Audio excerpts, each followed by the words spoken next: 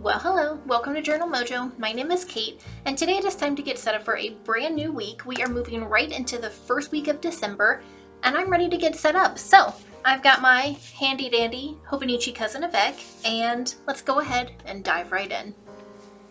Alright, so let's go ahead and get started and dive right in to this beautiful new weekly setup. It's a fresh new week. I'm feeling good. I'm feeling excited about it. It is a split week, so I'm doing part of it, the remaining part of November, in my theme for November, which was orange and sort of fall and animal-y and all of that.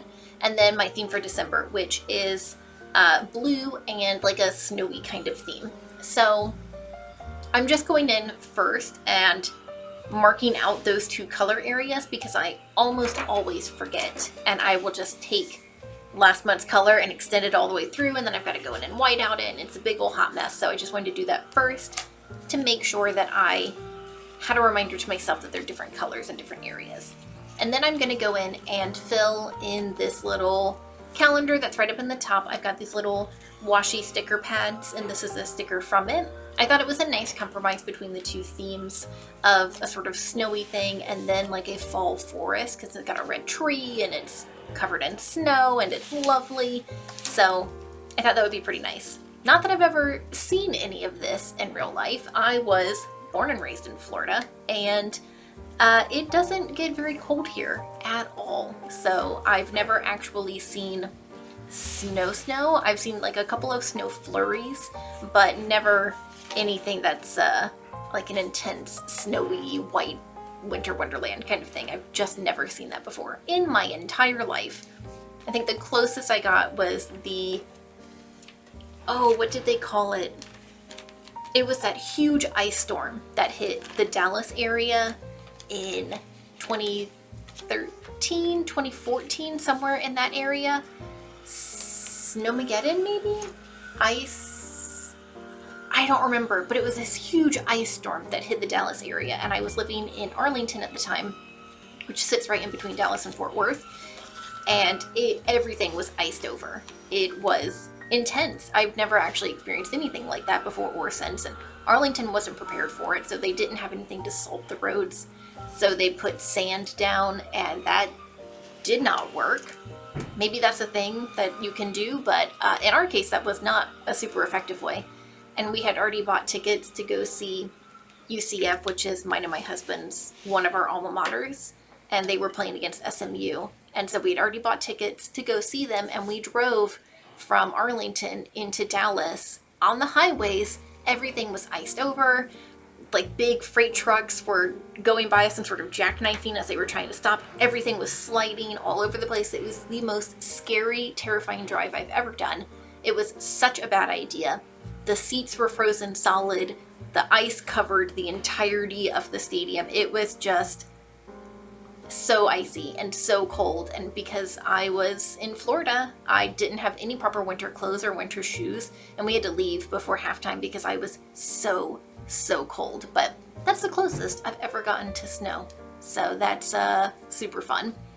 I'm going in real quick and putting in my trackers for the week, the things that I like to keep track of.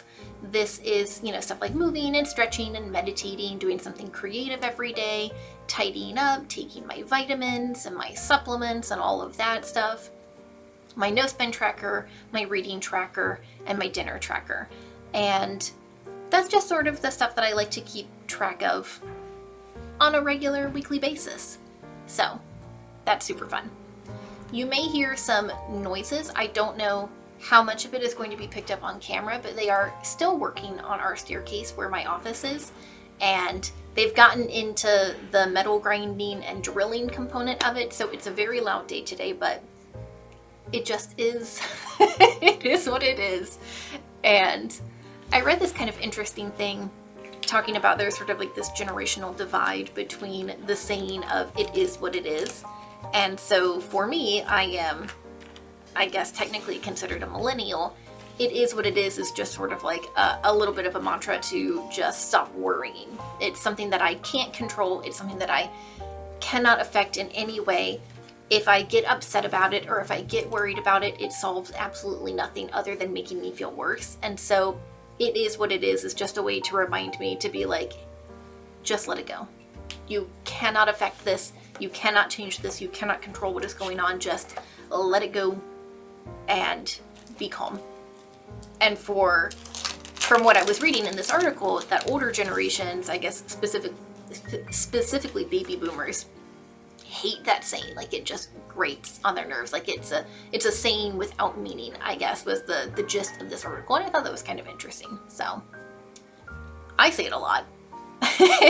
So that's fine.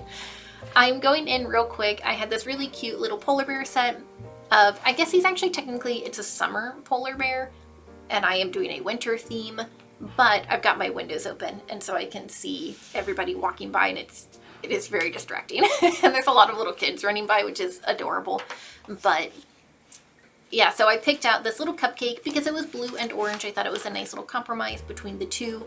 And yeah, now I'm gonna go in and put in all of my events for the week, which is nothing. But then I remembered, wait a second, the 4th sounds familiar, like maybe I have something on there and I just forgot to write it down, which was the case. I have got my Friendsgiving get together. We're doing a Thanksgiving D&D game, and so it's a big potluck, and we do a lot of potluck D&D games, but that is what we are doing on the 4th. It's going to be like our Friends Christmas Giving D&D game. And that should be super fun and lovely. So yeah, I'm just gonna pop in that and a couple of the tasks and projects that I want to get done this week that I just want a little reminder of to myself that is something that I'm working on, basically. So that's cool.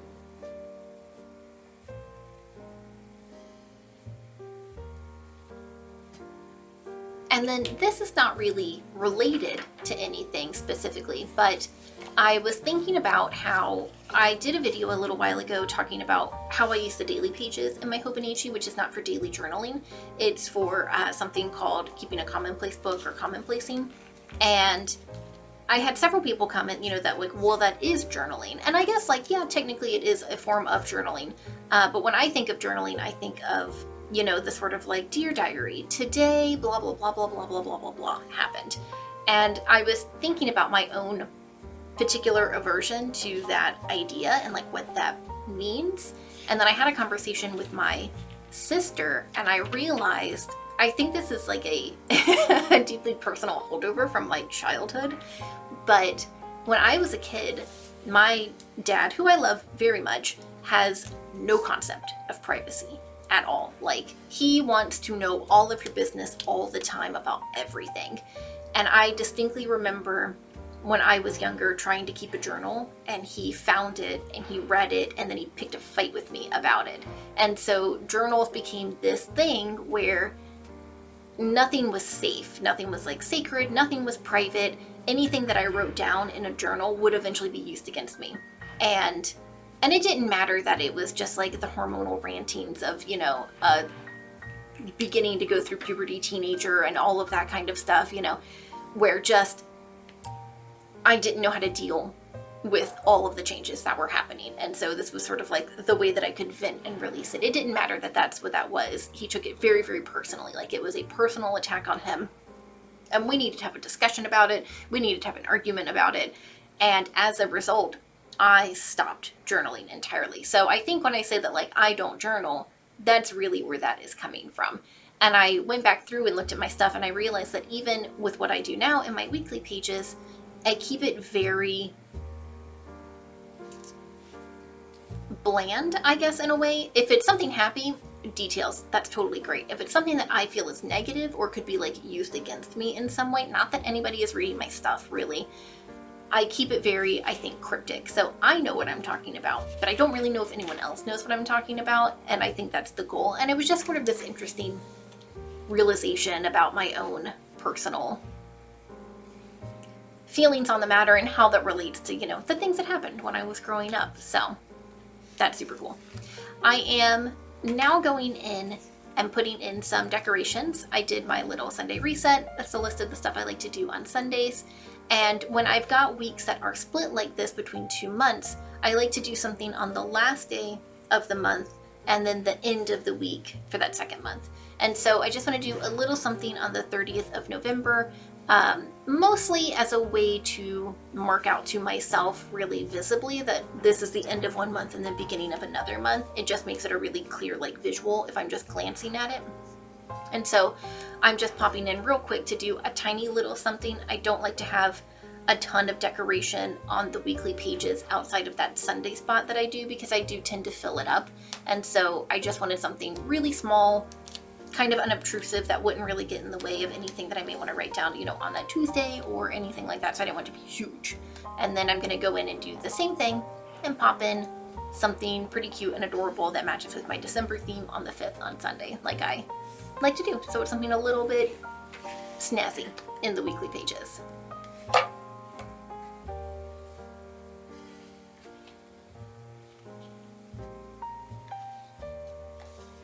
Another also, this is, I'm so excited about this. Last week when I did my weekly setup, I was talking about Jell-o salads and how we have our usual family tradition of something called cranberry salad, and it's an unflavored gelatin and, fruit and nuts and all of that kind of stuff. And I got a couple of really neat family Jell-o recipe ideas, general ideas of what they're like, and I kind of want to try both of them. I think that would be pretty delicious and tasty. But then I found something for a jellied spring salad, and it looks so weird, and I am making it for Thanksgiving, and I am going to submit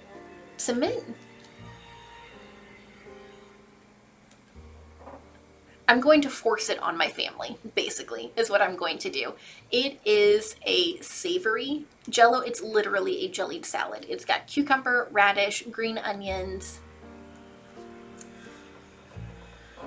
and celery? Yeah. And it's in an unflavored gelatin. It's got a little bit of vinegar. It's got some lemon juice.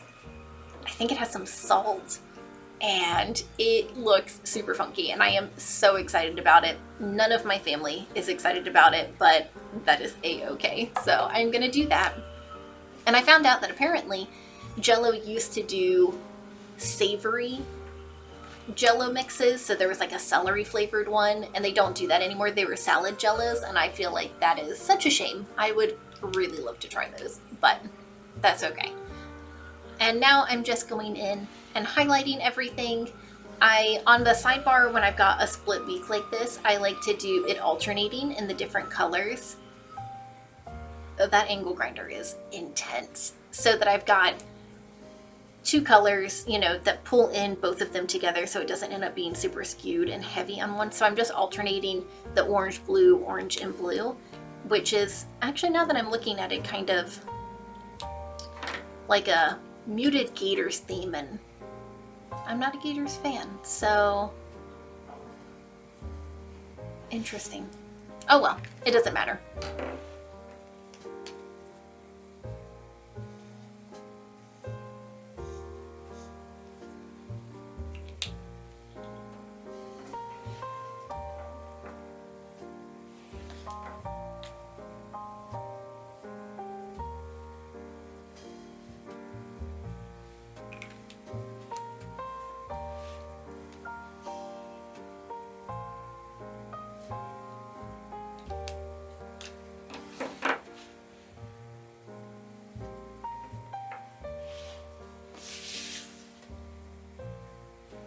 So I hope that was fun and interesting. I hope that you guys have a wonderful Thanksgiving and a lovely end of November, beginning of December.